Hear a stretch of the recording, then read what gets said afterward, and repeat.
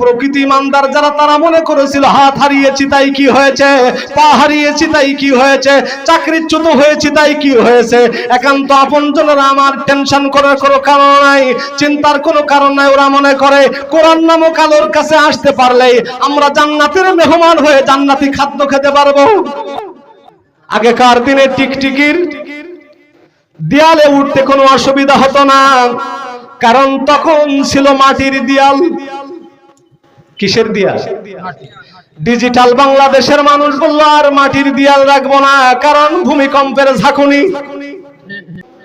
Modify হয়ে গেল, বলল ভূমিকম্পের কারণে মাটির দেয়াল আর রাখা যাবে না। এইবার এসে গেল পাকা দেয়াল।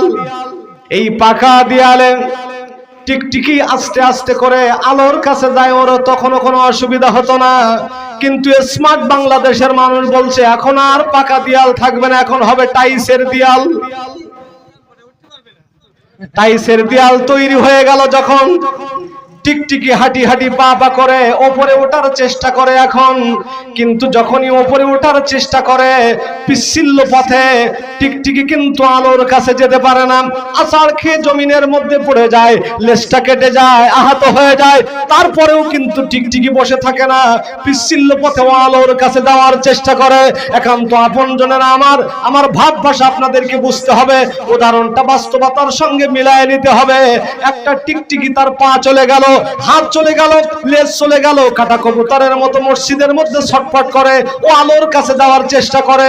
তার কারণ হলো ও জানে আলোর কাছে যেতে পারলেই পিচ্ছিল পথে তারপরে খাদ্য খাওয়া যাবে। প্রকৃত ইমানদার যারা ওরা কিন্তু 16 বছর ধরে জালিমের জুলুমের শিকার হয়ে টিকটিকির মতো হাত হারিয়েছে, পা হারিয়েছে, জালিমের জুলুমের শিকার হয়ে আয়না ঘরে গিয়েছে। কিন্তু তারপরেও না না না, তারা কিন্তু থেমে থাকে নাই। আয়না ঘর থেকে পার্লামেন্টের স্বপ্ন দেখেছে, এই কোরআনের স্বপ্ন দেখেছে। এই কোরআনের স্বপ্ন এই কারণে দেখেছে, ওরা জানে এই কোরআন নামক আলোর কাছে আসতে পারলেই জান্নাতি খাদ্য খাওয়া যাবে।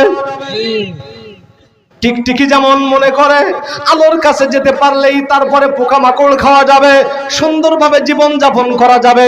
প্রকৃতি ইমানদার যারা তারা মনে করেছিল হাত হারিয়েছি তাই কি হয়েছে, পা হারিয়েছি তাই কি হয়েছে, চাকরিচ্যুত হয়েছি তাই কি হয়েছে।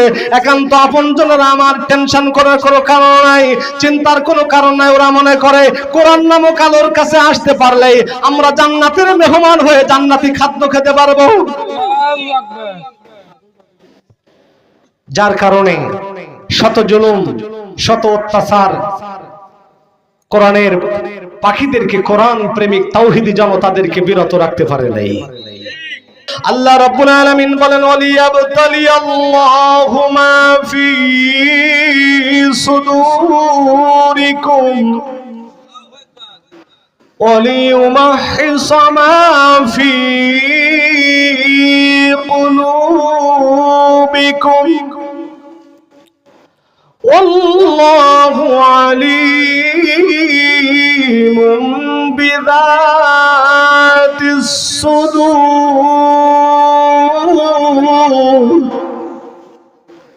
আমি আল্লাহ সিচুয়েশন তৈরি করে দিই, হক বাতিলের লড়াইয়ের ময়দান আমি আল্লাহ তাআলা তৈরি করে দিই। এই কারণে আমি আল্লাহ দেখতে চাই কারা সত্যের উপরে অবিচল থাকে, কারা ন্যায়ের পথে থাকে, কারা জীবন বাজি রেখে আল্লাহর কোরআনের ময়দানে অবিচল থাকে।